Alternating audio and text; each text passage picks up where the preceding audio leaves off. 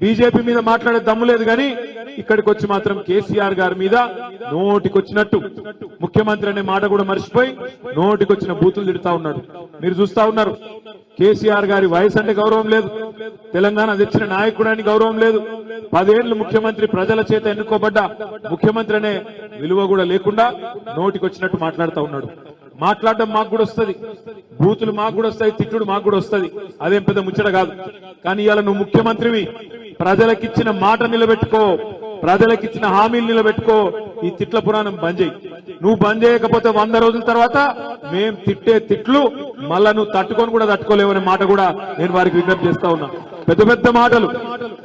అక్కడనేమో గుంపు మేస్త్రి గారేమో అట్లా మాట్లాడుతున్నాడు. ఇక్కడ మల్కాజ్గిరిలో ఓడిపోయిన ఆయన ఉక్రోషంతో ఆయన కూడా బాగా బాధలు ఉన్నాడు. ఆయన ఎక్కువ ఊహించుకున్నాడు, బాధపడుతున్నాడు. ఓడిపోయినాక తట్టుకోలేక కార్పొరేటర్లకు ఫోన్ చేసుడు, బెదిరించుడు, ఇవిగులో కొడతాం అవిగులో కొడతాం. నేను మీకు మల్కాజ్గిరిలో ఉండే మా గులాబీ సైనికులకు, మల్కాజ్గిరిలో ఉండే సామాన్య ప్రజలందరికీ నేను చేసే విజ్ఞప్తి ఒకటే, మీకు ఏ కష్టం వచ్చినా తప్పకుండా మా కార్పొరేటర్లు రాజశేఖర రెడ్డి గారు మేమందరం కూడా మీ దగ్గరికి ఎక్కడికి పిలిస్తే అక్కడికి వస్తాం. ఒకవేళ అవసరం పడితే వీళ్ళ వేధింపులు ఎక్కువైతే మనకు 38 మంది ఎమ్మెల్యేలు ఉన్నారు కేసీఆర్ గారు కాకుండా. అదే విధంగా 27 మంది ఎమ్మెల్సీలు ఉన్నాం, 31 మంది జిల్లా పరిషత్ చైర్మన్లు ఉన్నాం, రాష్ట్ర వ్యాప్తంగా డీసీసీబీ చైర్మన్లు, మొత్తంగా కింది నుంచి మీ దాకా ప్రజాప్రతినిధులు వేల సంఖ్యలో ఉన్నాం. మల్కాజ్గిరిలో మీకు ఎక్కడ ఎవరికి ఏ చిన్న నొక్కుబడ్డా, ఎవరి మీద వేధింపులైనా, ఎవరు బెదిరించినా మొత్తం దండు కట్టుకొని బస్ ఎక్కి మీ దగ్గరికే వస్తాం, అండగా నిలబడతామనే మాట కూడా నేను విజ్ఞప్తి చేస్తా ఉన్నా. భయపడవలసిన అవసరం లేదు. ఎవడో బెదిరిస్తుండని,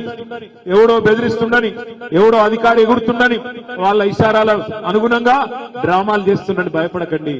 ఎందుకంటే ఈ అధికారంలోకి వచ్చిన కొత్తలో ప్రతి ఒక్కరికి ఇట్లే ఎగురుతారు, కొత్త పిచ్చగాని లెక్క కొద్ది ఎక్స్ట్రాలు చేస్తారు. పట్టించుకునే అవసరం లేదు. 3 నెలల తర్వాత 100 రోజులు నిండిన తర్వాత ప్రజల దగ్గరికి పోయే పరిస్థితి ఉన్నది కాంగ్రెస్ నాయకులకు. ఎందుకంటే వాళ్ళకు కూడా తెలుసు ప్రజలకు వీళ్ళు చేతగానులని. మనం మంచి బంగారు పల్లెంలో పెట్టి అధికారాన్ని వీళ్ళ చేతికి అప్పచెప్పినాం, ఈ రాష్ట్రాన్ని వీళ్ళకి అప్పచెప్పినాం. బంగారు తురకలాగా తయారు చేసిన రాష్ట్రాన్ని తలసరి ఆదాయంలో భారతదేశంలోనే నెంబర్ 1 చేసి వీళ్ళ చేతుల్లో పెట్టినాం. పెడితే ఇవాళ శ్వేతపత్రాలని ఇంకోటని తప్పించుకునే ప్రయత్నం చేస్తున్నారు, ఇచ్చిన హామీలు ఎగబెట్టే ప్రయత్నం చేస్తున్నారు. ముఖ్యమంత్రి సిగ్గు లేకుండా మాట్లాడుతున్నాడు. కేంద్రంలో కాంగ్రెస్ ప్రభుత్వం వస్తేనే నేను ఇచ్చిన 420 హామీలు నిలబెట్టుకుంటా అని సిగ్గు లేకుండా చెప్తా ఉన్నాడు. ఇంతకంటే సిగ్గుమాలిన మాట ఉందా? గత 10 సంవత్సరాల్లో మోడీ ప్రభుత్వం సహకరించకపోయినా, ₹1 ఇవ్వకపోయినా కేసీఆర్ గారు కళ్యాణ లక్ష్మి ఇయ్యలేదా, షాదీ ముబారక్ ఇయ్యలేదా, కేసీఆర్ కిట్ ఇయ్యలేదా, రైతు బంధు ఇయ్యలేదా, 24 గంటల కరెంట్ ఇయ్యలేదా, 33 మెడికల్ కాలేజీలు పెట్టలేదా, అభివృద్ధి సంక్షేమాన్ని జోడెద్దుల మాదిరిగా నడిపియలేదా? ఇవాళ నువ్వు తప్పించుకునే తందుకు కాకపోతే సిగ్గుమాలిన మాటలు. కేంద్రంలో కాంగ్రెస్ వస్తేనే మేమేదో చేస్తాం, మరి అదే ముక్క అసెంబ్లీ ఎన్నికల ముంగడెందుకు చెప్పలే?